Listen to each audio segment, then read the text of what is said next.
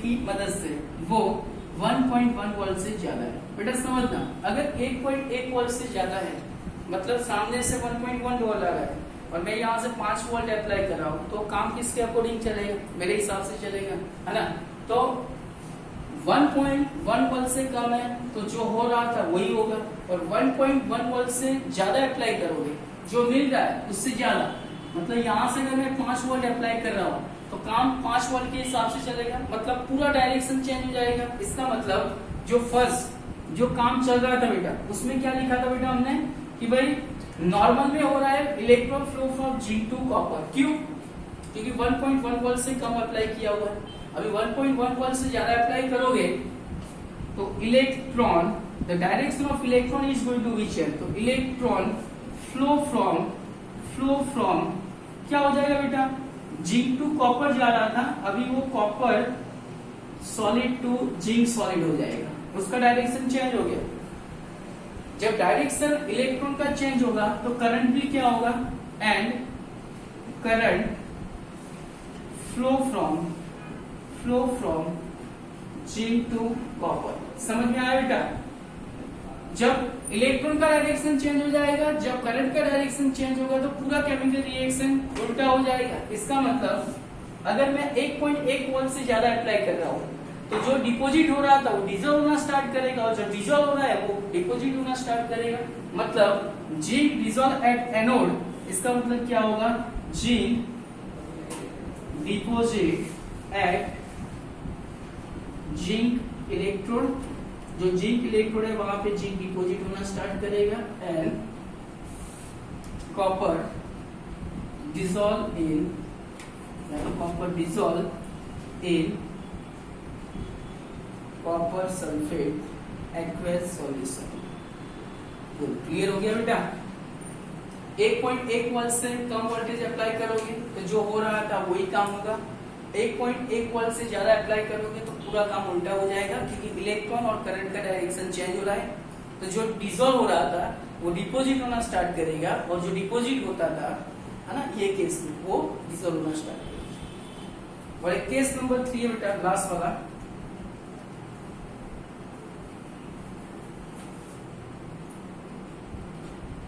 Case number 3, case number 3 में क्या apply करोगे कि भाई व्हेन एक्सटर्नल पोटेंशियल कितना बेटा? जितना मिल रहा है उतना ही रखा, no change, 1.1 volt. External potential अगर 1.1 कितना अप्लाई करोगे तो पहला केस हो जाएगा बेटा, इसमें पहला तो हम लिखेंगे नो फ्लो ऑफ इलेक्ट्रॉन, जब इलेक्ट्रॉन का फ्लो नहीं होगा, और करंट।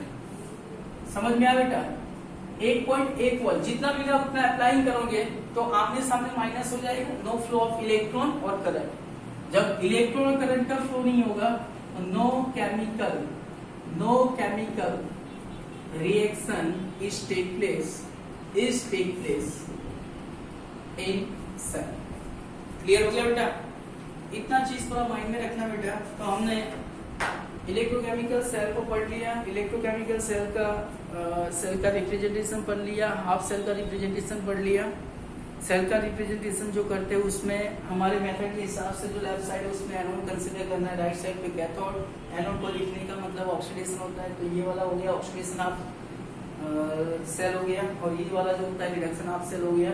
यहाँ से जो मैक्सिमम वोल्टेज मिलेगा 1.1 वोल्ट है, कैसे मिला तो उसका कैलकुलेशन मैंने बता दिया। तो भाई आपको ईएमएफ सीरीज का थोड़ा हेल्प करना है। ईएमएफ सीरीज मतलब ईएमएफ इलेक्ट्रोमोटिव फोर्स, उसका सीरीज होता है। वो सीरीज बनाने के लिए रिडक्शन रिएक्शन को कंसीडर किया था, और उसकी मदद से वो सीरीज में जितना भी पोटेंशियल होगा वो सारा पोटेंशियल रिडक्शन पोटेंशियल होगा। और रिडक्शन पोटेंशियल और ऑक्सीडेशन पोटेंशियल के बीच में जो रिलेशन है वो भी मैंने बता दिया कि भाई ईएमएफ सीरीज में अगर रिडक्शन पोटेंशियल का वैल्यू माइनस है तो वही वैल्यू ऑक्सीडेशन होगा, पर माइनस का प्लस हो जाएगा, प्लस का माइनस होगा। हमारे पास 3 फॉर्मूला है ई नॉट सेल फाइंड करने के लिए, जिसमें एक रिडक्शन वाला फॉर्मूला होता है, एक ऑक्सीडेशन वाला फॉर्मूला होता है, और तीसरा formula right minus left. Clear हुआ? और फिर हमने जो सेल मिला, इलेक्ट्रोकेमिकल सेल मिला, वहां से 1.1 वोल्ट अगर मिल रहा है तो मैंने सर्किट को मॉडिफाई किया और 1.1 वोल्ट से ज्यादा वोल्टेज, कम वोल्टेज और उससे is equal to voltage apply करके हमने 3 केस पढ़ा। अगर एक्सटर्नल पोटेंशियल जो अप्लाई कर रहे हो वो 1.1 वोल्ट से कम है तो ये ज्यादा हो गया, तो इसका जो काम हो रहा था वही काम होगा, काम में कोई डिस्टरबेंस नहीं होगा। तो वर्किंग में क्या हो रहा था, electron flow from zinc to copper, तो वही काम होता रहेगा। और ये इलेक्ट्रॉन का डायरेक्शन है तो उसका ऑपोजिट डायरेक्शन करंट का हो जाएगा। फिर ऐसा होने से जिंक डिसॉल्व होता था एट एनोड और कॉपर क्या होता था, डिपॉजिट एट कैथोड। और फिर 1.1 वोल्ट से ज्यादा वोल्टेज अप्लाई करोगे तो उसका काम पूरा उल्टा हो जाएगा। तो इसका उल्टा लाइन इसमें कंसीडर करना है। और 1.1 वोल्ट जितना अप्लाई करोगे, नो फ्लो ऑफ इलेक्ट्रॉन और करंट, तो उसमें no chemical reaction take place. चलो क्लियर हो गया।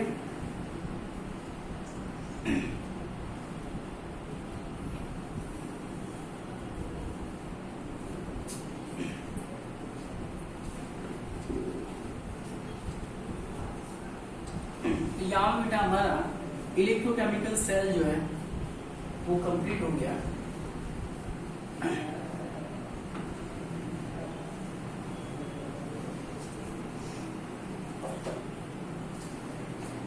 तीन चार फॉर्मूला जो बेटा मैं यहाँ पे लिख रहा हूँ उसको थोड़ा ध्यान रखना।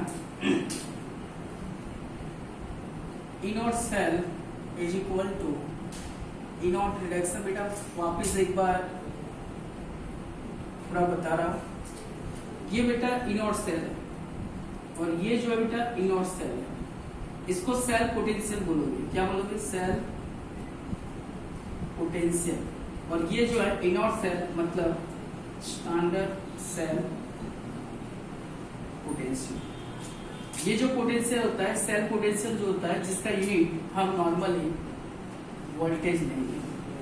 नॉर्मली इसका यूनिट क्या होता है, वोल्टेज, है ना। तो इसको potential as well as voltage दोनों चीज अप्लाई कर सकते हैं। और इलेक्ट्रोकेमिकल सेल में इसको सेल पोटेंशियल है। फॉर्मूला में इतना ध्यान रखना है कि अगर रिडक्शन हो जाए तो पहले प्रायोरिटी कैथोड वाला इलेक्ट्रोड को देना है, फिर इसको एनोड वाला। दूसरा जो फॉर्मूला है बेटा, E naught cell is equal to E naught oxidation minus क्या होगा, इनॉट ऑक्सीडेशन। अभी समझ में आ रहा है बेटा। तो oxidation of reaction, oxidation of reaction, oxidation के लिए हमको एनोड लेना है और यहाँ पे क्या होगा,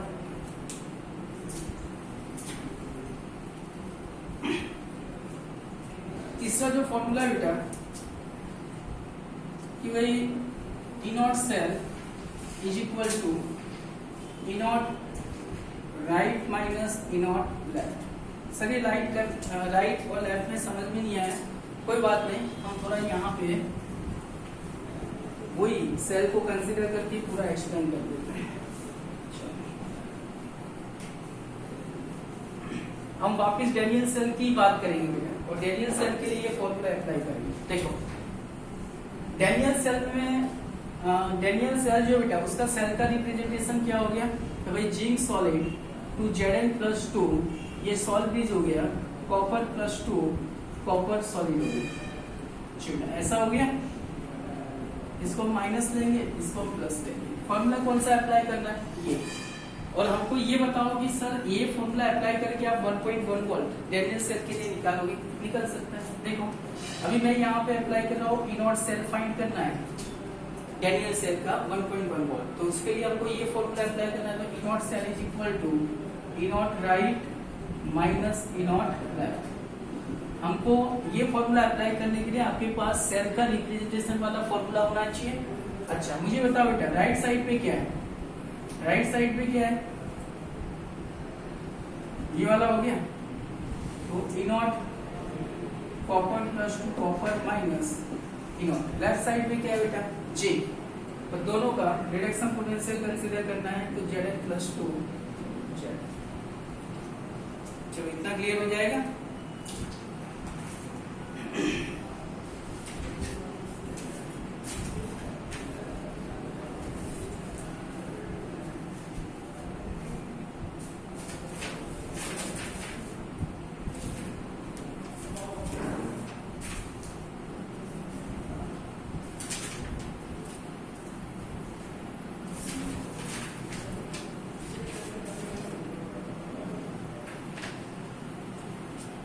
तो बेटा इसमें अभी वैल्यू पुट अप करके आंसर फाइंड करना है।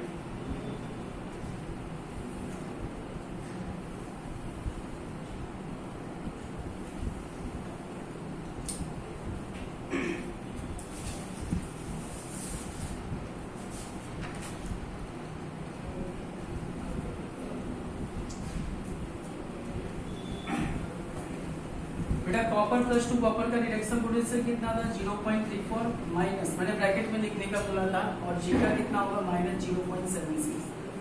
बस बेटा 0.34 माइनस माइनस प्लस हो गया, यहाँ से कितना मिलेगा 1 हो गया। तो ये तीनों फॉर्मूला की मदद से सेम पोटेंशियल मिलेगा। तो ये फॉर्मूला आपको याद कर लेना।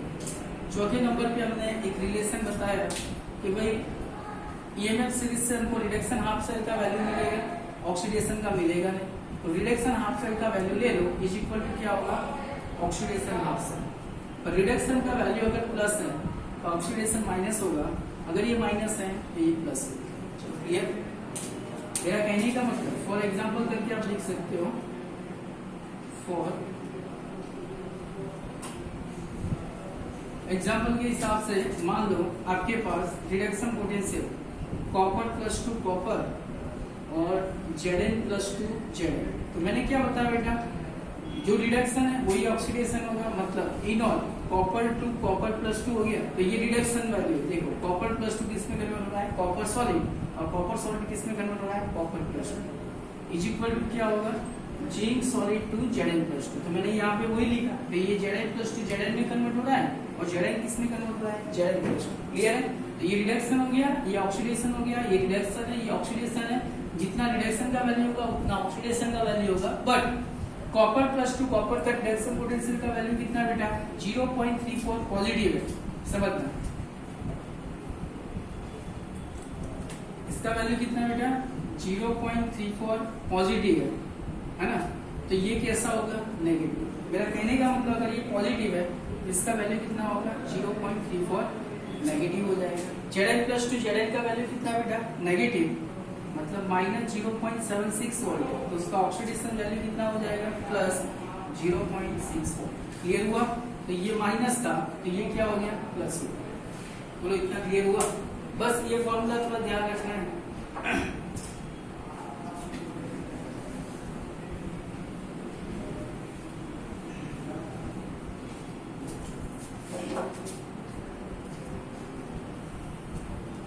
क्लियर हो गया बेटा। तो यहाँ पे हमारा पूरा electrochemical cell, galvanic cell, voltaic cell एकदम कंप्लीट हो गया हुआ है। ये 3-4 फॉर्मूला आपको याद रखना है और 3-4 फॉर्मूला याद करके आपको प्रैक्टिस करना है, बराबर। चलो मुझे आपको एक सेल बना के होमवर्क में HW में है, बराबर है कि भाई पहला एक सेल बनाओ जिंक एंड Ag का। नंबर 2 जैसे कॉपर एंड जैसे मैं निकल ले रहा हूँ। थर्ड वाला है एल्यूमिनियम एंड एक और ले लेते हैं जैसे जिंक। चलो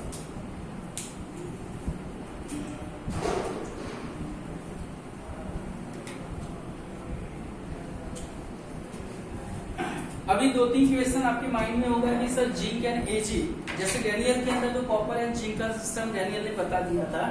अभी मेरे पास जिंक एंड Ag पड़ा हुआ, उसमें से मुझे एक इलेक्ट्रोकेमिकल सेल बनाना है। तो सर मैं किसको एनोड पे लूं, किसको कैथोड पे लूं, ये बहुत सारे क्वेश्चन आपके माइंड में होगा। तो पहले चीज समझ लो बेटा, जैसे जिंक और Ag की मदद से अगर आपको एक इलेक्ट्रोकेमिकल सेल बनाना है तो पहले नीड क्या होगी कि मेरे पास जिंक जो है उसका एक रिडक्शन पोटेंशियल चाहिए, मेरे पास Ag जो है उसका रिडक्शन पोटेंशियल मेरे पास होना चाहिए। अभी रिडक्शन पोटेंशियल आपको कहां से लेना है तो ईएमएफ सीरीज से आप लोगे। और फिर आपको मेरा एक सिस्टम याद रखना है बेटा, और वो सिस्टम के हिसाब से आपको इलेक्ट्रोकेमिकल सेल बनाना है। बहुत इजी है, पर ध्यान इतना रखना बेटा कि फर्स्ट केस के लिए अगर मैं काम कर रहा हूं, नंबर 1 समझना बेटा कि मुझे जिंक एंड Ag का हेल्प लेके क्या बनाना है बेटा, इलेक्ट्रोकेमिकल सेल बनाना है। तो सबसे पहले मुझे ईएमएफ सीरीज पे चलना है। ईएमएफ सीरीज पे आपके पास 2 वैल्यू होना चाहिए, एक E0 जैसे मेरे पास Zn प्लस 2 Zn, बेटा ये रिडक्शन पोटेंशियल ऑफ जिंक हो गया, और यहाँ पे होना चाहिए Ag प्लस 2 Ag, तो मेरे पास दो पोटेंशियल वैल्यू होना चाहिए। जो चीज का इलेक्ट्रोकेमिकल सेल बनाना है उसका रिडक्शन पोटेंशियल हमारे पास ईएमएफ सीरीज से मिलना जरूरी है। तो आपके पास बेटा देखो ईएमएफ सीरीज पे आप थोड़ा फोकस करोगे, तो ईएमएफ सीरीज में हम थोड़ा फोकस करते बेटा। देखो जैसे Zn प्लस 2 Zn का तो हमने निकाल दिया था, कितना हो गया बेटा माइनस, तो इसका वैल्यू कितना बेटा माइनस 0.76 वोल्ट है। और Ag प्लस 2 Ag का मैं देख लेता हूँ, Ag प्लस 2 Ag का वैल्यू हो गया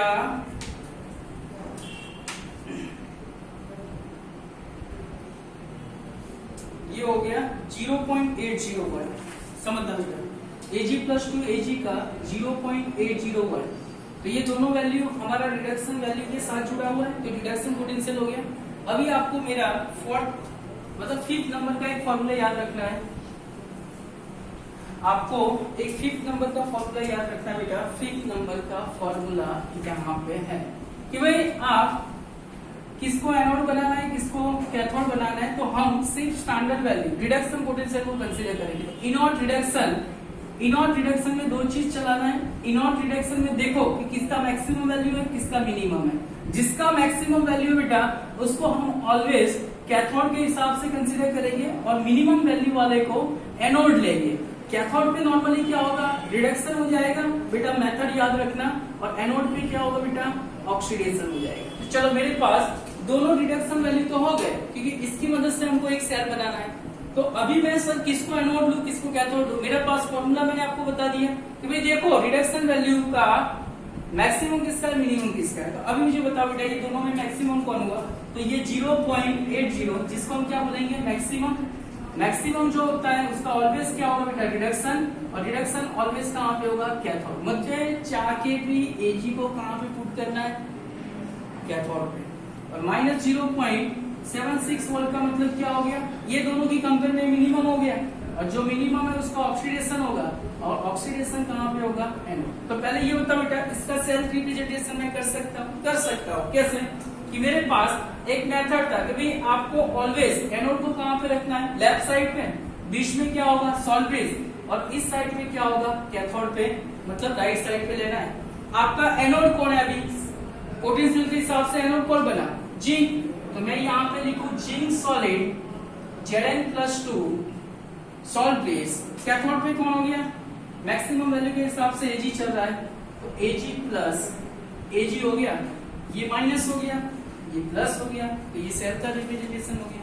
बात समझ में आई, ये सेल का रिप्रेजेंटेशन है। अभी मुझे पोटेंशियल फाइंड करना है बेटा, अभी मैं पोटेंशियल फाइंड करूं इसके लिए।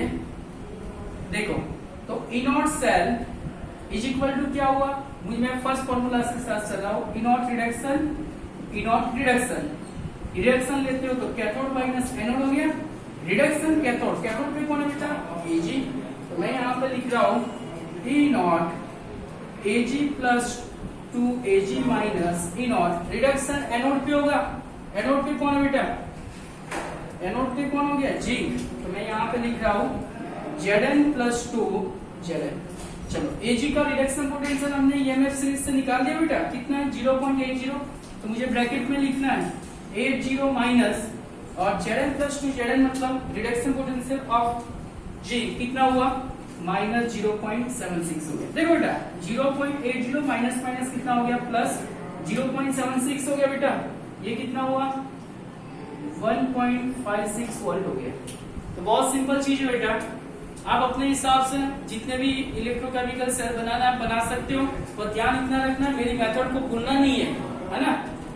2 हाफ सेल ले लो, दोनों हाफ सेल में अपने हिसाब से सेट करना है। अगर मान लो कि 3 हाफ सेल है और आपको ऐसा बोला गया हुआ है कि इसमें ऐसा मतलब इलेक्ट्रोकेमिकल सेल बनाओ जिसमें मैक्सिमम पोटेंशियल आपको मिले।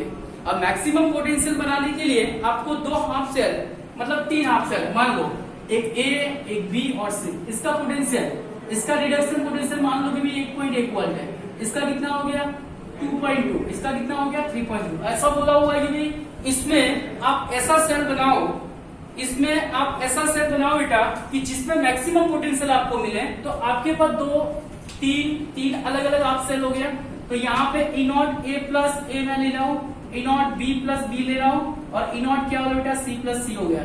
अगर इसका पोटेंशियल 1.1 है, इसका 2.2 हो गया, इसका 3.3 कंसीडर कर रहे हो, और जिसमें आपको ऐसा सेल बनाना बेटा जिसमें मैक्सिमम वोल्टेज मिले, तो यहाँ से समझो कि एक सेल ये पॉसिबल है इन दोनों का हेल्प लेके, एक सेल इन दोनों का हेल्प लेके पॉसिबल है, और एक फर्स्ट एंड लास्ट सेल। तो आपको ध्यान इतना रखना है पोटेंशियल ऐसा मिलेगा, मैक्सिमम पोटेंशियल की बात हो रही है तो आप ऐसी चीज ढूंढो जिसमें मैक्सिमम पोटेंशियल का डिफरेंस हो, मतलब फर्स्ट जिसका 1.1 है और लास्ट वाला जो है जिसका 3.3 है, तो इन दोनों को जोड़ के आप इलेक्ट्रोकेमिकल सेल बनाओगे तो यहाँ से जो पोटेंशियल मिलेगा वो कैसा होगा, मैक्सिमम पोटेंशियल होगा। तो बस इतनी सी बात है बेटा।